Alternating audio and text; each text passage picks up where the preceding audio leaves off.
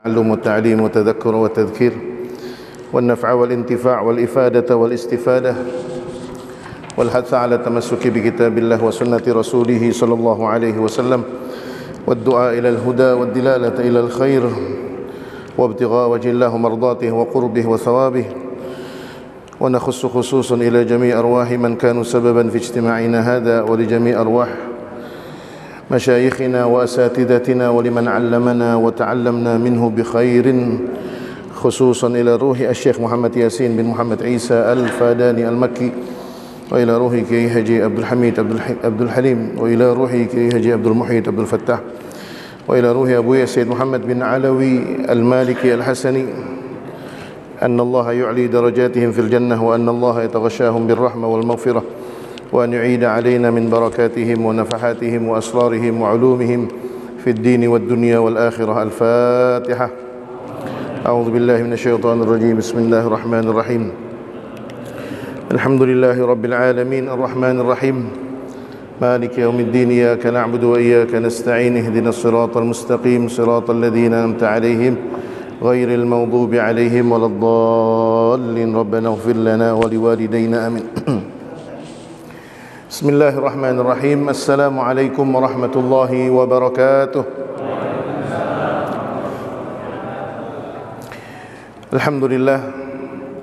Alhamdulillah wassalatu wassalamu ala sayyidi rasulillah Muhammad ibn Abdillah wa ala alihi wa ashabihi wa man walah wa la hawla wa la quwwata illa billah.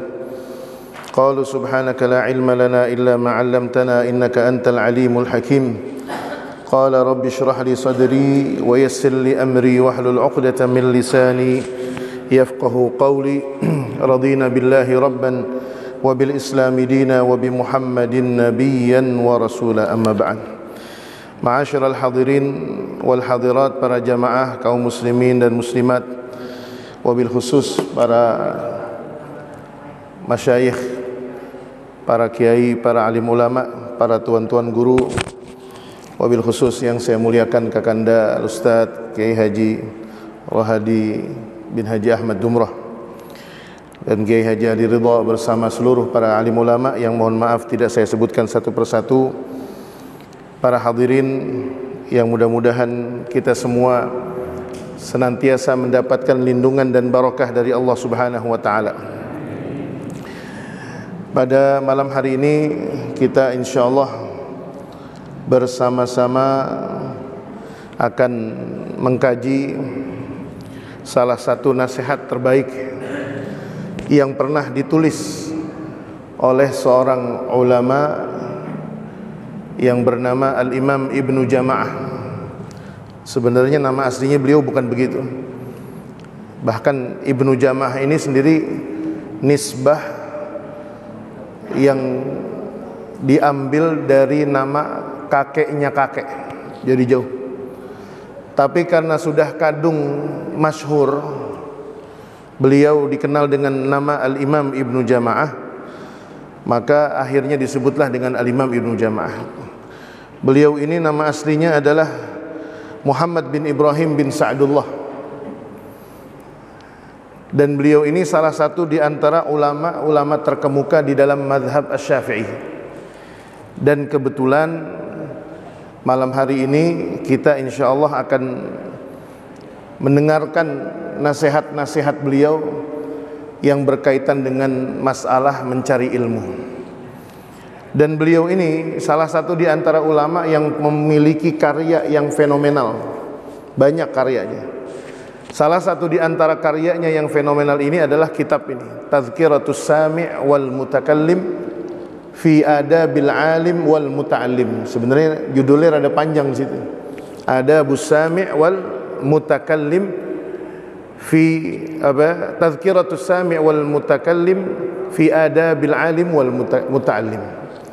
Mirip-mirip namanya dengan kitab yang sering dikaji di beberapa pesantren, bahkan hampir seluruh pesantren Nahdlatul Ulama itu membahas satu kitab yang namanya Ta'limul Muta'allim, karya seorang ulama fenomenal yang bernama Al-Imam Az-Zarnuji.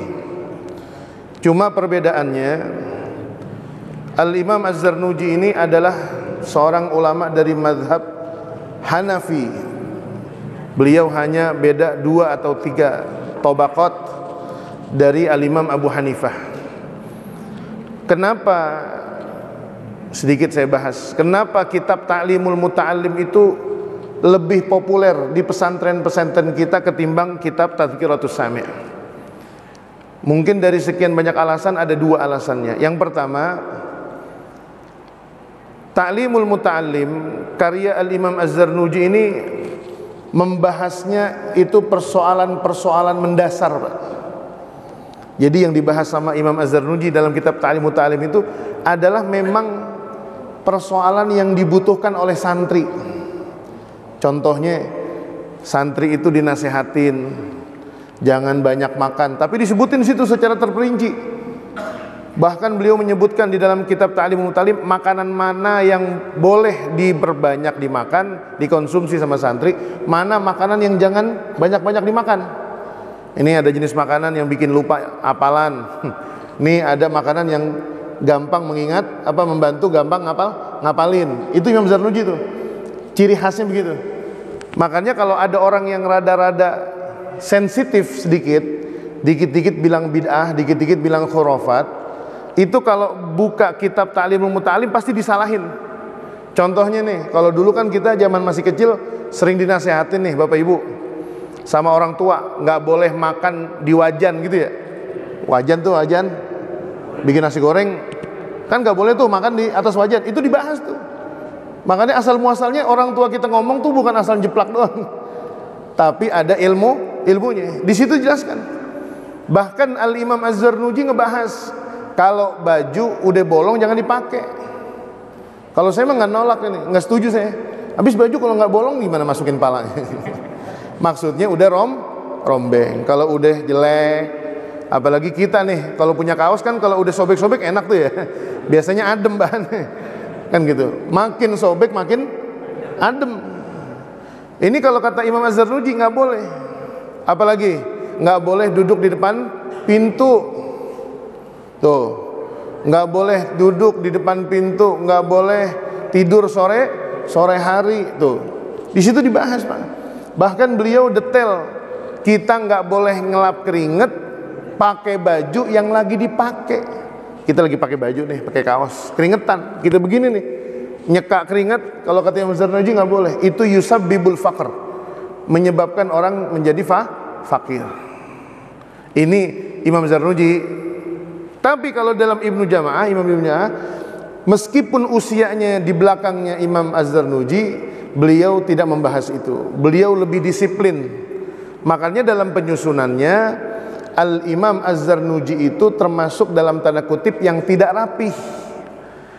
Tetapi Al-Imam Ibnu Jama'ah cukup rapih. Tandanya apa? Al-Imam Ibnu Jama'ah dalam kitab yang mau kita baca sekarang ini, beliau yang pertama dibahas setelah menjelaskan tentang keutamaan ilmu, beliau menjelaskan tentang akhlaknya guru. Kalau Imam Az-Zarnuji belum apa-apa langsung dibahas nih murid, diamplas duluan murid. Kalau di sini yang dibahas duluan siapa?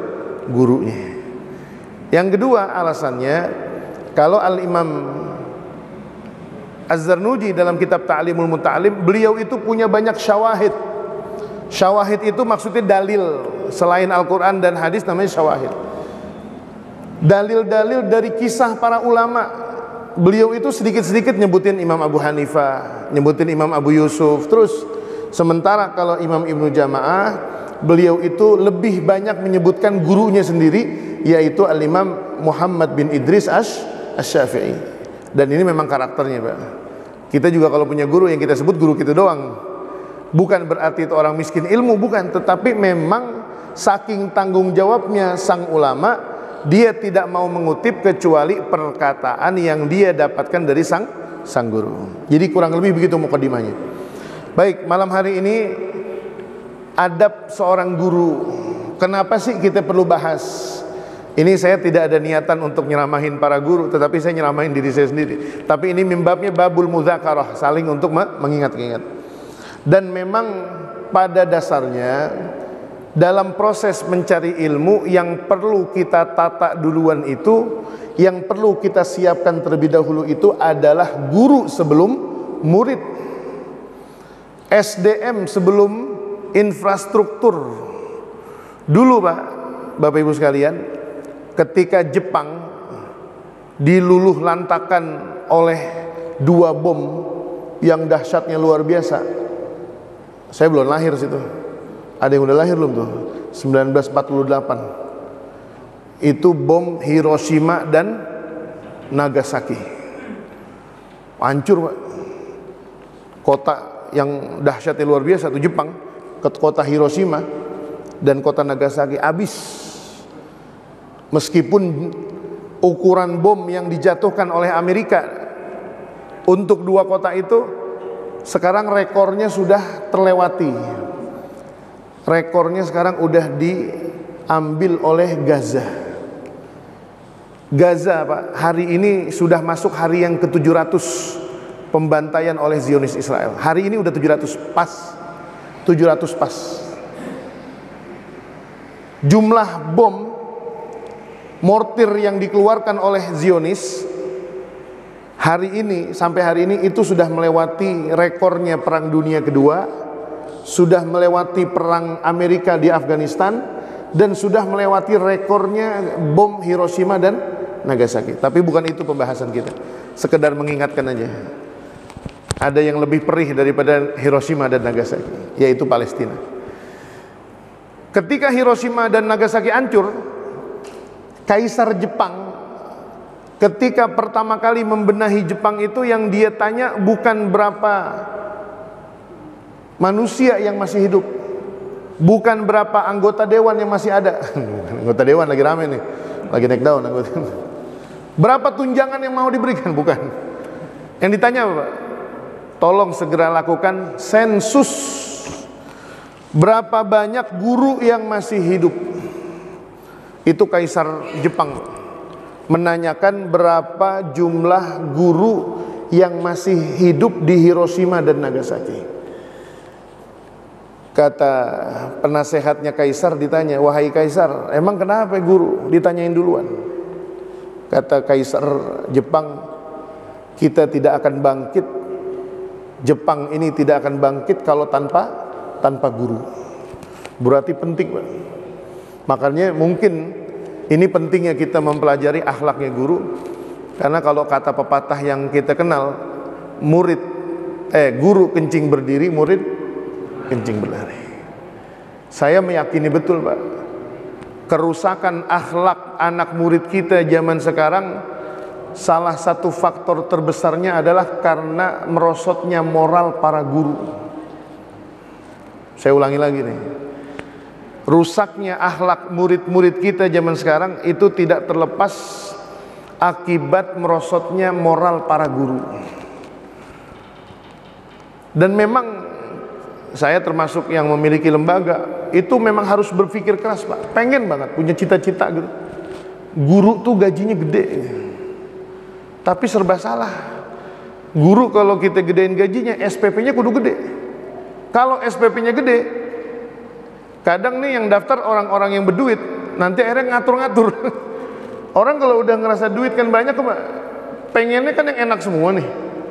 SPP-nya udah 5 juta misalnya nih. Ada gak sekolah SPP 5 juta? Ada. 1,5 juta ada, 2 juta ada, 3 juta ada. Tapi sering yang dijadikan alasan dan landasan itu adalah materi. Jadi kalau duit SPP yang dikeluarkan gede, dia nuntutnya banyak. Ya sementara memang kita harus nyari jalan tengah. Gimana caranya SPP-nya tengah-tengah supaya orang juga bisa mendapatkan pendidikan yang layak di sekolah swasta nih ya. Sekolah swasta, saya bicara sekolah swasta nih. Kalau negeri sih urusan pemerintah dah. Meskipun pendidikan agamanya seminggu sekali. Itu gimana caranya nih anak bisa mendapatkan ilmu yang mumpuni. Selain itu juga mendapatkan pendidikan akhlak. Supaya guru itu nilainya, keikhlasannya terjaga. Ini yang harus kita pikirkan.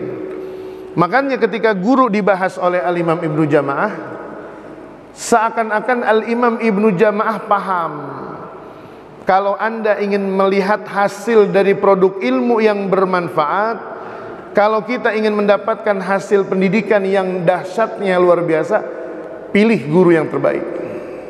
Ini nyambung nih sama pernyataannya Al-Imam Az-Zarnuji. Salah satu nasihat beliau mengatakan, kalau kita nyari guru jangan buru-buru. Kalau kita nyari guru jangan buru-buru. Dulu Al-Imam Abu Hanifah ketika masuk ke kota Baghdad untuk mencari ilmu, Pak, itu sebulan tanpa guru. Sebulan tanpa guru. Kenapa? Beliau sholat istikharah. Dia pilih-pilih guru nih, jangan sampai gurunya salah. Milih guru jangan cuma guru yang lucu, apalagi yang cuma gemoy kayak saya. Ini gurunya gemoy nih, Ustaz Atik aja dah. Bukan, Pak. Cari guru itu yang memiliki sifat, karakter-karakter yang sesuai dan bisa dijadikan guru yang diandalkan ilmu dan kesanadannya. Baik, kurang lebih itu mukadimahnya. Nanti di sini kita akan baca, mudah-mudahan sedapatnya waktu kita. Beliau sendiri mengatakan, qala rahimahullahu taala wa nafa'ana bihi wa bi'ulumihi fid dharain amin. Fi adabil alimi fi nafsihi wa mura'ati talibihi wa darsihi. Beliau membahas adabnya guru menjadi 3. Adab terhadap dirinya. Jadi guru itu punya adab yang perlu dia perhatikan. Yang pertama terhadap dirinya, Pak. Ini terhadap dirinya dia harus perhatiin. Yang kedua, adabnya seorang guru dengan santrinya. Ternyata bukan berbicara soal bagaimana murid itu berakhlak dengan guru, guru juga harus berakhlak dengan muridnya. Jadi harus ada timbal balik. Yang ketiga, akhlaknya guru dalam majlis ta'limnya, dalam pelajarannya. Yang pertama, al-faslul awwalu fi adabihi fi nafsihi. Pasal yang pertama menerangkan tentang adabnya guru pada dirinya. Ini cukup banyak nih, Pak, ada 12 adab. Ini kalau seandainya kagak cukup semua, kita cicil aja deh ya. Wa huwa 12 naw'an, ada 12 adab seorang guru terhadap dirinya. Ini mudah-mudahan jadi mudzakarah bagi kita, mantesin diri. Kalau kita udah dipanggil ustadz, kalau kita udah dipanggil kiai, kalau kita udah dipanggil muallim, berarti ada yang harus dicocokin. Makanya saya termasuk yang menganggap orang tuh kalau udah haji, dia harus tahu peci hajinya gitu. Kan gitu ya. Kan Indonesia ini kan sensitif, Pak. Di Indonesia sensitif. Bapak kalau lagi nyupir mobil nih, muter, U-turn itu, muter. Kalau Bapak bagi Pak Ogah tuh, kalau Bapak baginya lagi pakai topi, dipanggilnya apa? Ngasih dia goceng nih, muter doang tuh Pak Ogah. Pak Ogah, kita kasih goceng, tapi kita pakai topi, panggilnya apa? Biasanya Om, panggil Om gitu ya. Pakai topi, bukan pakai peci haji, pakai topi. Panggilannya apa? Makasih Om, kan gitu ya. Itu kalau kita pakai topi. Tapi kalau kita muter, kita pakai peci putih, ngasih goceng, dipanggil siapa? Makasih Pak Haji, kan gitu ya. Padahal kita belum haji gitu. Ini bagi yang belum haji. Segitunya Pak orang. Makanya saya punya pengalaman dulu. Suatu waktu ketika saya lagi di tenda Mina, lagi berada di Mina tuh, sedang mabit di malam-malam Mina itu, kalau nggak salah itu malam ke-11. Jadi hari ke-10 malam hari raya, besoknya hari tasyrik. Saya lagi lewat di dalam maktab itu, tiba-tiba ada orang Bugis manggil saya, Pak. Orang Bugis, jamaah dari Sulawesi. Dia ngelihat saya pakai peci putih, dia panggil, Ustaz, kan gitu ya. Orang Bugis kalau manggil Ustaz kan bukan Ustaz. Kalau kita kan orang Betawi manggilnya Tat, sehat Tat gitu. Tapi kalau WA tuh, Tat, SHT gitu tuh. Simple banget manggilnya. TAD, SHT, tanda tanya gitu. Tat, sehat gitu. Ini kalau orang Bugis jadi S, Ustaz sudah haji kah? Katanya. Oh sudah, saya sudah haji. Oh, bisa minta tolong Ki, kata dia. Saya mau minta tolong.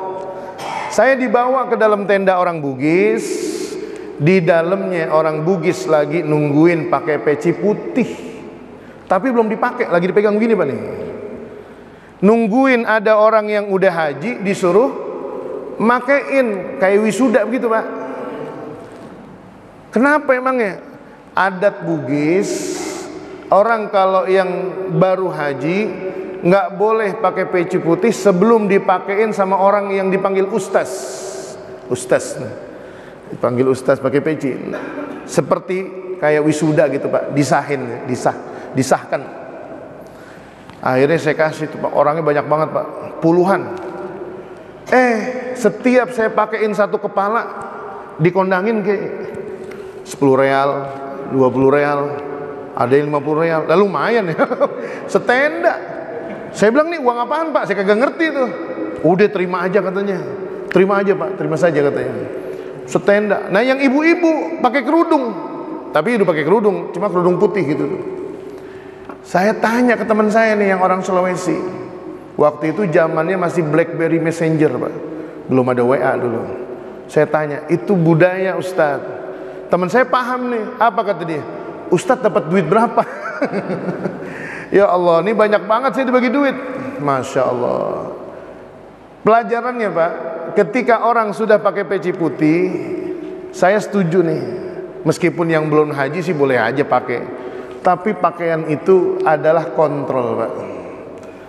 Pakaian itu adalah nasihat, pakaian itu adalah pengingat, supaya kita tahu kalau kita udah pakai sarung, kalau kita udah pakai koko, pakai peci, adabnya tolong dijaga. Jangan serampangan kalau di jalanan, kata-katanya harus santun, tingkah lakunya harus beradab. Jadi jangan kita dipanggil Pak Haji, tapi kalau ada orkes dangdut paling depan kita nyawer Pak. Masya Allah, haji udah 5 kali nyawer paling depan. Kalau biduan aja kagak tahan banget kayaknya udah nih. Masya Allah. Nah ini penting nih ya. Jadi seorang guru yang disebut dengan guru siapapun dia punya adab terhadap dirinya sendiri. Yang pertama, an-naw'ul awwalu, kata beliau, dawamu muraqabatillahi ta'ala fis sirri wal alan. Seorang guru itu harus menjaga diri agar merasa diawasi oleh Allah Subhanahu wa ta'ala. Al-Imam An-Nawawi di dalam kitabnya Riyadhus Shalihin menjadikan al-muraqabah ini di antara bab-bab yang pertama Pak. Muraqabah itu merasa diawasi. Ini kalau semua orang di Indonesia, dari mulai rakyat jelatanya sampai pimpinan negerinya punya sifat muraqabah, KPK nganggur Pak. Kejaksaan pensiun dini, kagak ada orang yang perlu diawasi. Selesai Pak. Nggak ada orang yang selingkuh, nggak ada orang yang korupsi, nggak ada orang yang nyolong. Dan ini akan datang zamannya nanti. Kata Sayyidina Umar ibn Khattab radhiyallahu taala anhu, sayati alaikum zamanun, akan datang kepada kalian satu zaman orang itu nggak ada yang mencuri. Kenapa Pak? Udah saking adilnya Pak. Imtala'atil ardu adlan. Dunia isinya keadilan.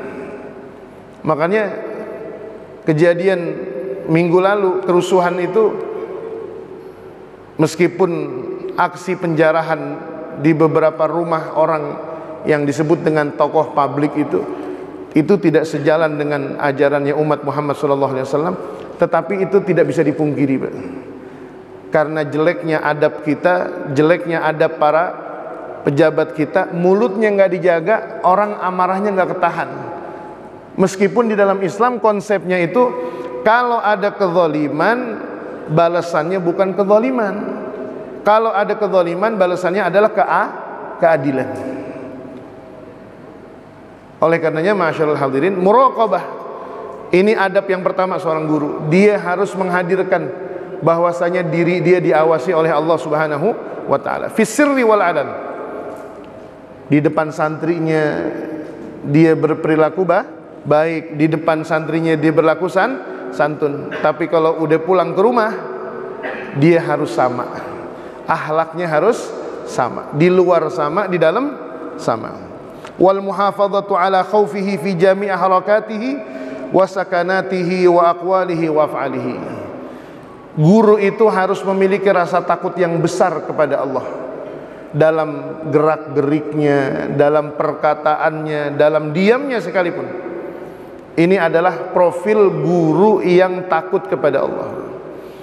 Jadi kalau kita sebagai guru dipuji oleh jamaah, sebentar dulu, jangan tertipu. Orang yang paling berhak memberikan persaksian kepada kita bukan jamaah kita. Yang paling berhak memberikan persaksian baik buruknya kita adalah orang yang tinggal di rumah bersama kita. Ustadz Abdul Atik dibilangnya orangnya demen ngebanyol, kalau ceramah enak, misalnya begini-begini. Itu sih orang aja di luar puji Pak. Tapi kalau di rumah, saya pulang ke rumah, istri saya sampai takut sama saya nih, baca doa Bismillahirrahmanirrahim la yadurru ma'asmihi syai'un fil ardi wala fis sama. Dengar saya pulang baca a'udzu bikalimatillahi tammati min syarri ma khalaq. Suaminya pulang sampai takut. Berarti ada yang kagak beres di rumah kita nih. Dulu Pak, dulu Rasulullah itu sampai dikonfirmasi Pak. Rasulullah sampai dikonfirmasi. Akhlak Rasulullah di luar rumah itu indahnya luar biasa. Ini mumpung lagi maulid nih. Akhlaknya Rasulullah indah luar biasa indahnya Pak. Kalau ketemu anak yatim diparanin, orang yang susah dibantuin, yang sakit ditengokin. Itu akhlaknya Rasulullah Pak. Ada wanita tua janda ngeluh didengerin, semua diopenin sama Rasulullah. Kalau bahasa gitu ya, bahasa orang Betawi, diopenin semuanya. Ini sahabat, wabil khusus perempuan-perempuan Ansor yang baru bergaul sama Rasulullah kurang lebih 5 tahun, 6 tahun. Kan beda dengan mereka yang datang dari Mekah. Kalau di Mekah sudah lama ketemu Rasulullah, dari mulai kecil udah ketahui Muhammad. As-Sadiqul Wa'dil Amin. Rasulullah ini orangnya terpercaya, nggak pernah berbuat munkar. Orang Madinah nih nanya-nanya nih, Rasulullah ini akhlaknya kalau di rumah kira-kira sama nggak nih begini nih. Istri beliau, istri Rasulullah yang bernama Aisyah radhiyallahu taala anha, didatengin Mbak sama perempuan-perempuan Ansor, dikonfirmasi, ya Aisyah wa ya ummul mukminin, kaifa kana khuluqu Rasulillah sallallahu alaihi wasallam. Dulu akhlak Rasulullah gimana sih? Pengen tahu nih, akhlaknya sama nggak di luar sama di dalam rumah nih?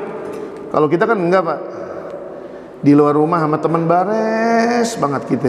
Kalau kita nih nongkrong sama teman kayak bares banget Pak. Ngopi habis 300.000 aja berebutan bayarnya. Kalau kita sampai rumah bini tibang minta duit 20.000 buat beli ketoprak sama cilok aja dikata mahal. Bini minta duit jajan 20.000 Bu. Lu kata jajan mulu lu, jajan mulu.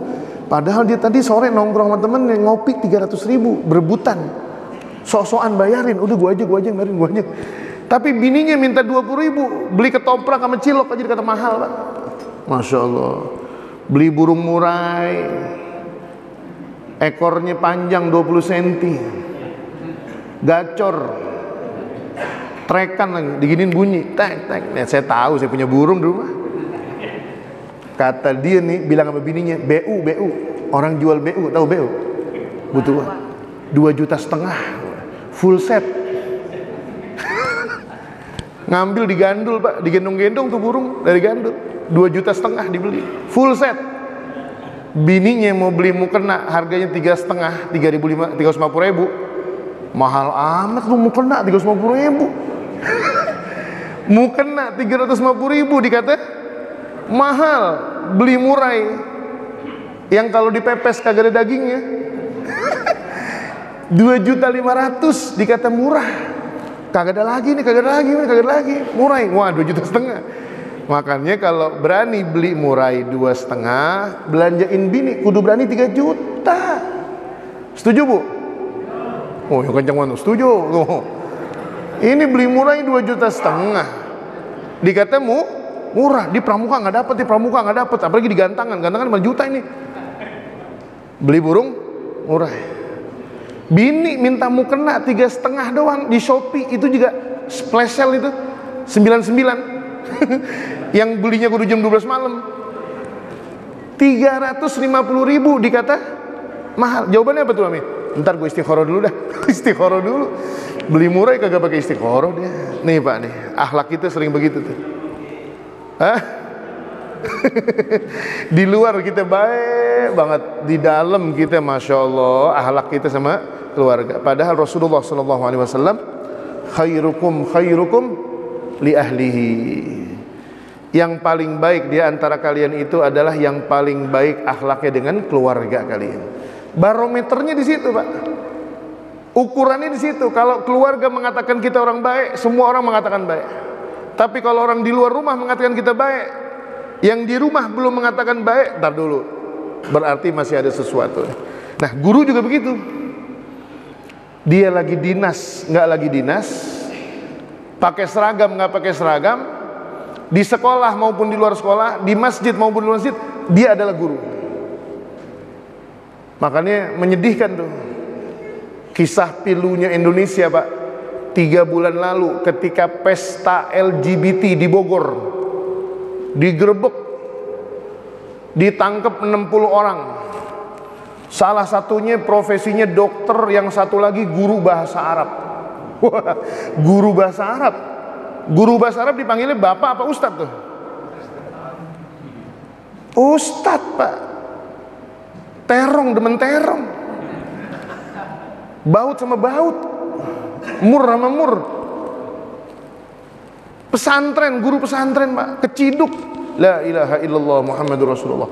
Makanya ini nih, saya kalau lagi nerima guru baru, Pak, itu guru baru udah dites tuh, pemberkasan, terus ada lagi namanya apa tuh, micro teaching, wawancara, bahas gaji. Kalau udah keterima baru ketemu saya, ketua yayasan. Hal yang paling saya tanya itu, Pak, siap nggak jadi guru? Karena guru itu akan dilihat, Pak. Tindak tanduknya guru itu akan dilihat. Kalau Ustadz Abdul Atik di lingkungan saya terlihat nongkrong di pinggir jalan, main catur ngangkat kaki, main gaple ada duitnya, besok jamaah pada main gaple semua tuh, Pak. Main gaple, main ngeliat Ustadz main gaple kemarin, Pak. Berarti udah halal nih sekarang nih, udah halal tuh. Luar biasa, Pak. Makanya guru itu yang dilihat adalah apa? Tingkah lakunya. Meskipun kita sudah tidak berseragam, Pak, guru kalau lagi jogging ya harus jadi guru. Ya kan, kita kalau jogging nggak pakai sarung nih, Pak, pakai training, pakai kaos, pakai topi. Meskipun pakaiannya berubah, tetapi tadi nih yang pertama, muraqabah, merasa diawasi oleh Allah Subhanahu wa ta'ala. Ini ayat yang dinukil oleh Al-Imam Ibnu Jama'ah, rada-rada kenceng dikit nih. Beliau menukil firman Allah di dalam surat Al-Anfal ayat 27. Wala takhunullaha war-rasula wa takhunu amanatikum wa antum ta'lamun. Wahai para guru, kalau diartiin begitu, nyambung di ayat nih, tapi meskipun ini perintahnya adalah umum kepada orang-orang beriman, wala takhunullaha war-rasul, janganlah kalian berkhianat dengan Allah dan para rasulnya. Wa takhunu amanatikum, dan jangan berkhianat dengan amanah-amanah kalian. Makanya berat, Pak.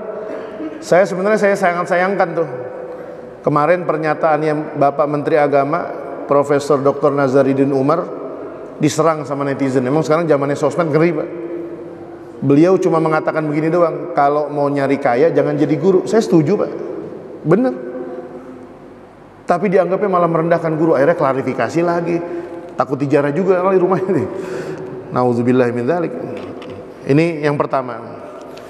Yang kedua, ma'asyiral hadirin, di antara akhlaknya seorang guru adalah an yasunal ilma kama sanahu ulama'us salaf. Seorang guru itu bertugas menjaga ilmu. Ingat nih, dia itu ketika diberikan ilmu sama Allah, dia harus menjaga ilmu sebagaimana dulu para ulama salaf menjaga ilmu. Wa yaqumu lahu bima ja'alahu Allah Ta'ala lahu minal izzati wasyaraf, dan dia harus mengingat-ingat atas nikmat yang Allah berikan kepada dia. Karena sebab ilmu dia diangkat derajatnya oleh Allah Subhanahu wa taala. Kan gitu ya? Seseorang nih Pak, seseorang nih, kalaulah dia bukan orang yang bernasab mulia, kita katakan nih orang tua kita bukan ulama, orang kita biasa-biasa aja, orang tua kita orang biasa, nggak punya nasab yang mulia, tetapi kemudian kita dilahirkan bersama ilmu, kita punya ilmu, kemudian ayat yang berbunyi yarfa'illahu alladhina amanu minkum walladzina utul ilma darajat, itu nggak akan bisa terbantahkan Pak. Siapapun dia, meskipun tidak memiliki nasab yang tinggi, tetapi kalau Allah sudah tinggikan dia dengan ilmu, pasti Allah akan angkat derajatnya. Meskipun anak tukang beca, meskipun anak tukang minyak tanah, kan zaman dulu gitu ya, kan dulu ada minyak tanah tuh yang kayak gerobak, anaknya jadi ulama, pasti terangkat. Nah, meskipun dia sudah diangkat derajatnya oleh Allah, jangan lupa diri, dia itu diangkat derajatnya oleh Allah sebab karena ilmu, bukan karena dirinya, bukan. Ketika orang menghormati kita, kalau di Indonesia sampai panggilannya itu berubah Pak. Ada panggilannya ustaz, kalau di Bugis itu ustaz, ustadz, kiai, muallim, apalagi profesor, gus. Kalau di Jawa Timur, di Madura, lora. Panggilannya berubah Pak. Ingat, itu semua adalah karena imbasnya ilmu. Fala yadhulluhu bidhahabihi wa masyihi ila ghairi ahlihi min abna'id dunya min ghairi darurah. Kata Imam Ibnu Jamaah, kalau Anda sudah dimuliakan dengan ilmu, ingat, itu kemuliaan jangan dipakai sembarangan. Jangan dipakai untuk datengin orang-orang yang punya kedudukan dunia. Dia jual tuh ilmunya dia. Ini kalau ditanya begini, dibahas nih, kalau begitu Ustadz, kalau kita diundang sama lurah, kita nggak boleh datang dong. Ya boleh, diundang. Seorang Al-Imam Atha bin Robah, seorang ulama dari kalangan tabi'in, Al-Imam Atha bin Robah itu pernah diundang Pak oleh Khalifah Al-Mu'tasim Billah, diundang ke tempat tinggalnya waktu di Mekah. Al-Imam Atha bin Robah ini ulama Pak, ulama besar di Mekah zaman tabi'in. Orangnya hitam, legam, karena keturunan dari budak. Hitam Pak, kecil orangnya, imamannya putih. Suatu saat diundang sama khalifah, murid-muridnya kaget, ini tumben-tumbenan nih, beliau diundang sama khalifah mau datang. Tapi ketika diperhatikan Pak, dia datang ke tempat tinggalnya sang khalifah, dari mulai awal duduk sampai selesai, itu ternyata Al-Imam Atha bin Robah nggak pernah nyentuh gelasnya khalifah. Diminum aja kagak, kagak. Pulang ketemu sama khalifah, muridnya pada nanya, wahai imam, kami ngelihat dari awal kok nggak minum-minum tadi. Kata dia, disitulah batasan saya dengan penguasa. Saya tidak mau minum dari gelas yang saya tidak tahu asal muasal tuh gelas dari mana. Masya Allah, ini gimana kalau kita dikepelin Pak? luar biasa nih. Ini rada-rada ekstrim nih kalau Imam Atha bin Robah. Makanya pesan yang kedua, guru ini akhlaknya apa? Dia harus ngejaga dirinya. Makanya guru ini profil Pak, guru ini teladan Pak. Saya katakan tadi nih, guru kalau dia brengsek, muridnya jauh lebih brengsek. Guru kencing berdiri, murid kencing maraton. Bukan lari lagi Pak. Makanya tadi saya katakan Pak, tindak tanduk anak kita zaman sekarang itu disebabkan karena salah satu diantaranya adalah moralnya guru. Kalau menurut versinya Al-Imam Ibnu Arabi mengatakan 3 Pak. Kalau kalian ingin menghancurkan sebuah negeri, hancurkan 3 orang ini, itu negeri tinggal nunggu hancurnya doang. Kata Al-Imam Ibnu Arabi, yang pertama, hancurkanlah ulama-ulama mereka di masjid nih. Ini kalau ulama udah nggak didengar omongan di masjid Pak, siap-siap nih negeri pengen hancur. Makanya baik-baik pesannya bukan pada umatnya, para ulama hati-hati, jangan mengkhianati umat jangan dibikin bingung. Umat jangan dibikin keblinger. Kata Imam Ibnu Arabi, kalau ulama sudah tidak didengar di masjid, hati-hati. Tinggal yang kedua, apa? Hancurkanlah guru-guru di sekolahnya. Guru kalau sudah tidak memiliki wibawa, Pak. Makanya saya paling gregetan tuh kalau ada berita guru digebugin murid, guru dibunuh sama murid, sampai ada yang matanya buta. Masya Allah, Pak. Dulu kita kayaknya senakal-nakalnya kita waktu sekolah tuh nggak begitu-gitu amat, Pak. Saya waktu masih mondok di Kudus, Pak, senakal-nakalnya kita tuh kalau hari Minggu, kan dulu Minggu saya sekolah ya, jadi di Kudus tuh liburnya Jumat, Pak. Minggu tuh sering bolos. Kalau ada pertandingan Mike Tyson, apalagi lawan Holyfield, tahun berapa itu? 96, 97. Itu kalau ada tinju Mike Tyson lawan Holyfield, udah pada kabur semua tuh. Nah kali itu doang, kagak ada yang berani ngelawan guru. Sekarang guru pulang, Pak, Masya Allah, kadang tinggal nyawa doang. Na'udzubillah min dzalik. Yang kedua guru, Pak. Kalau guru udah dihancurin, Pak, selesai udah. Yang ketiga, hancurkanlah orang tua di rumahnya. Kalau tiga figur ini sudah tidak ada, negeri ini harus siap-siap hancur, Pak. Ulamanya brengsek, gurunya brengsek, apalagi orang tuanya brengsek. Orang tua zaman sekarang, bahkan guru-guru di sekolah itu lebih fasih ngajarin goyang TikTok daripada gerakan sholatnya. Bener gak tuh? Ya Allah, orang tua zaman sekarang, Pak, anaknya kalau bisa goyang TikTok bangga banget. Dibikinin akun TikTok, di-share, ditaruh di status. Tapi pas giliran tuh anak suruh baca doa iftitah, gagap. Apaan ya doa iftitah ya? Doa iftitah apa sih? Allahumma barik lana fima razaqtana. Ya Allah, saya pernah nih lagi beli es kelapa dekat rumah saya tuh di Jalan Gang Damai. Ada bocil 3 orang tuh, bocah umuran SD. Dia ngobrol tuh bertiga-tiga. Yang satu bilang begini, saya karena pulang ngaji dari rumah Habib Hud, pakai helm, pakai masker, pakai sarung. Dengar omongan bocah, tapi saya salut, Pak, demen nih sama omongan bocah model begini zaman sekarang. Sambil nyekek es kelapa, dia bilang begini nih, nanya ke temennya, lu hafal nggak doa orang tua? Kata temennya apa? Ini ya, Robbana atina fid dunya hasanah. Bukan itu. Ada yang walidain itu. Kata yang temennya, oh ini Allahumma barik lana. Bukan, tuh doa makan. Saya karena ustadz nih lagi ngantri beli es kelapa, naluri saya keluar nih, karena saya gemes, saya nimbrung aja tuh, pala saya nongol, Rabbighfirli wali walidayya. Nah, tahu Mas, kata dia begitu. Tahu Mas. Saya buka masker saya, ustadz, pada salaman tuh bocil. Saya kirain siapa Ustadz nanti doa, lu pada kagak hafal doa. Saya keplak-keplak gitu. Masih bagus nih, Pak, bocah obrolannya begitu. Nanya Rabbighfirli. Coba anak zaman sekarang, Pak. Makanya kita orang tua, Pak, patut bersedih kalau anak kita sampai sekarang itu belum hafal doa-doa sholat, Pak. Saya salah satu kesempatan yang saya nggak pernah lupa tuh, pulang mondok dari Kudus, bukan lulus, bukan, lagi mondok di Kudus, liburan, baru nyampe rumah tuh, Pak, naik bis dari Kudus ke Jakarta, Lebak Bulus, nama bisnya Muji Jaya, masih ingat saya.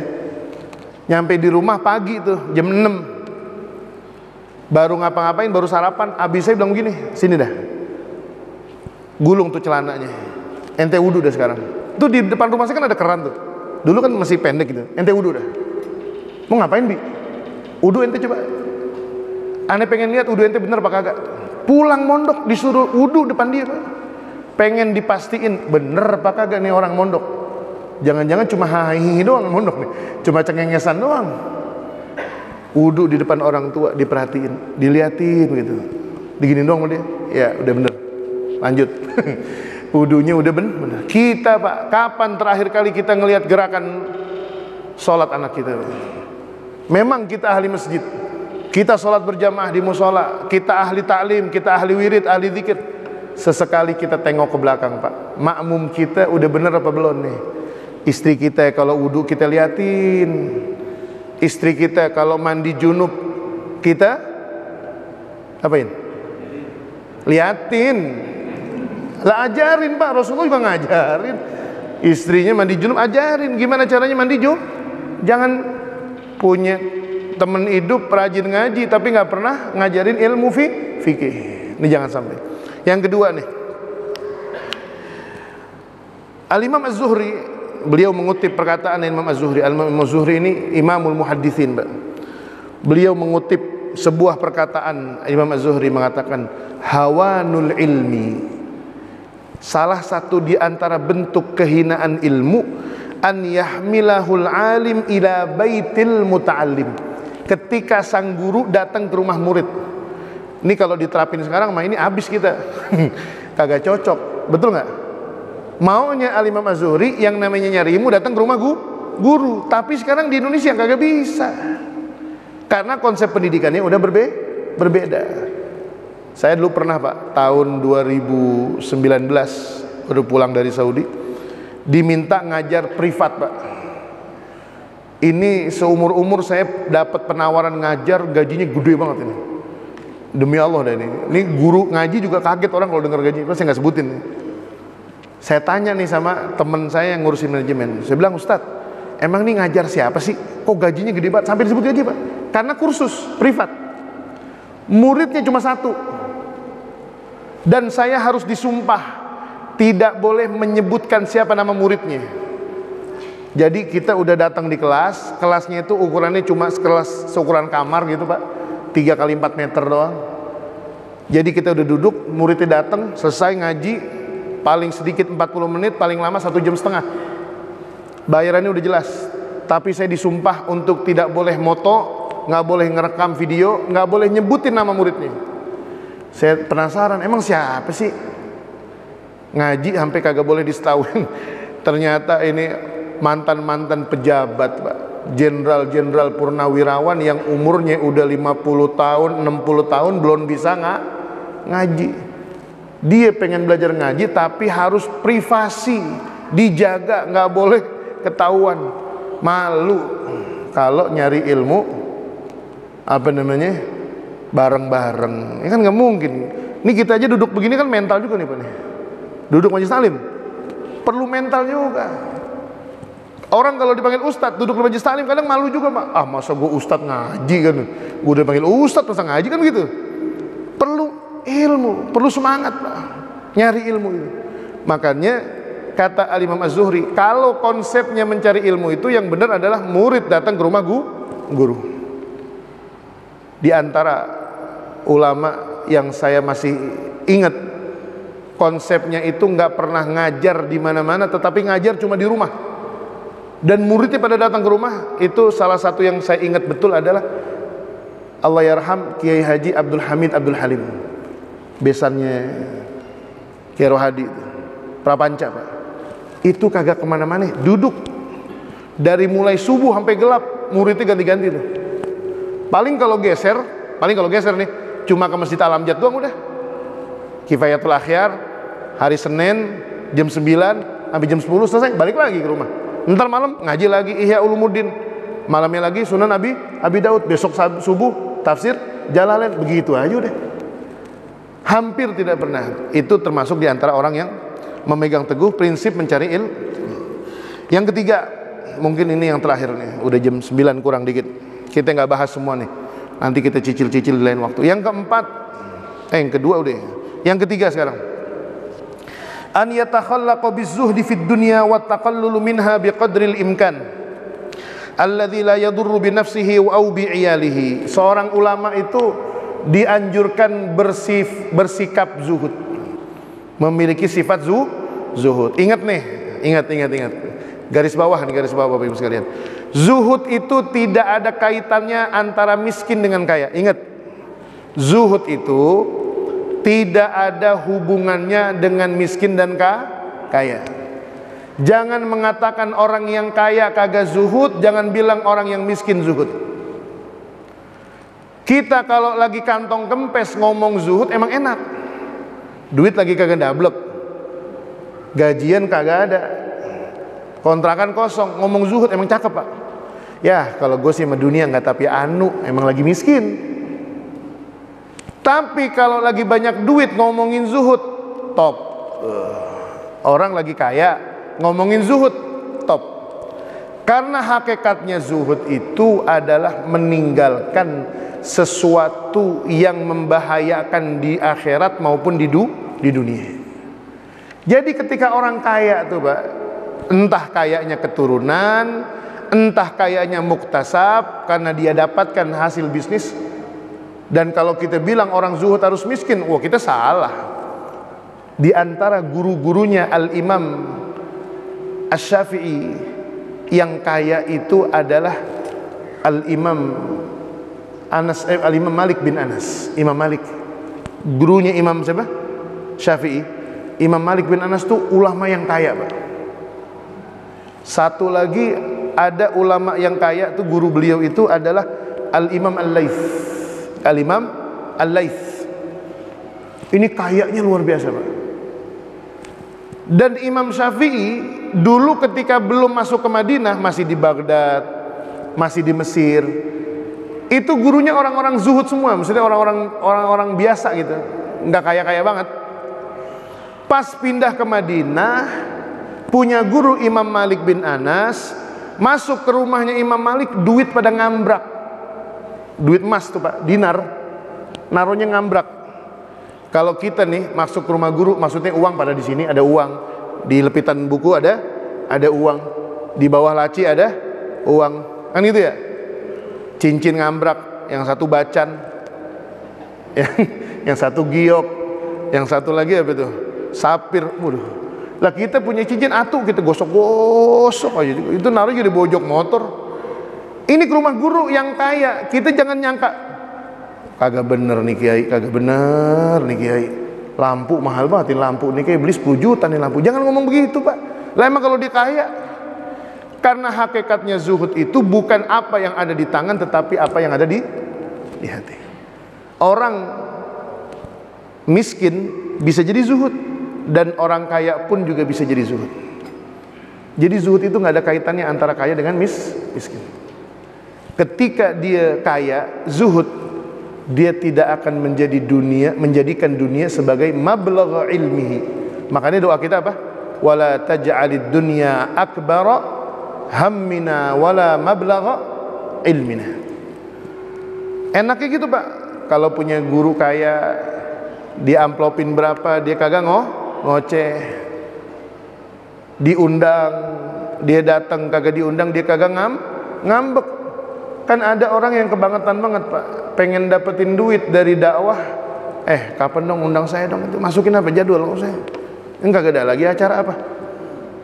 Lagi kagak ada yang mati Kiai. Ya bikin Kiai, siapa yang mati biar ada acara kan gitu. Na'udzubillahi min. Hati-hati nih. Az-zuhdu innamaz zuhdu fil qalbi la fil mal. Zuhud itu adalah dalam hati, bukan di dalam harta. Jadi kalau ada orang kaya zuhud, itu dahsyatnya luar biasa.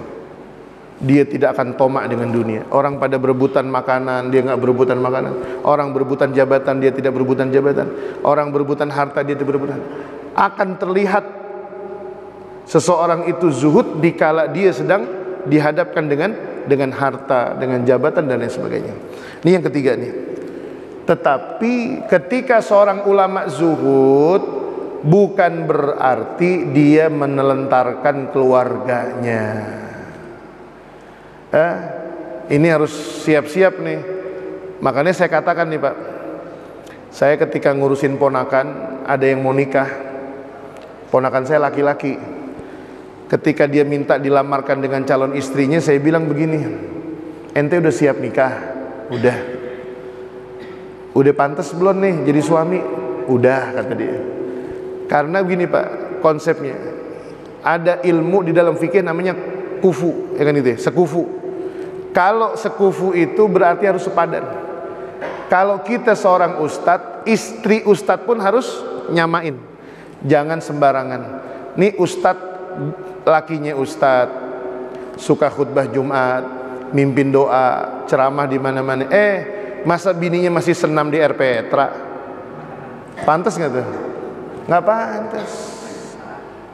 Atau sebaliknya, istrinya ustazah, mubalighah, ceramah di mana-mana, dihormatin sama masyarakat, guru agama. Suaminya mancing aja, mancing pakai celana kolor, gerimis dikit berangkat ngambil joran, gerimis banget pakai joran.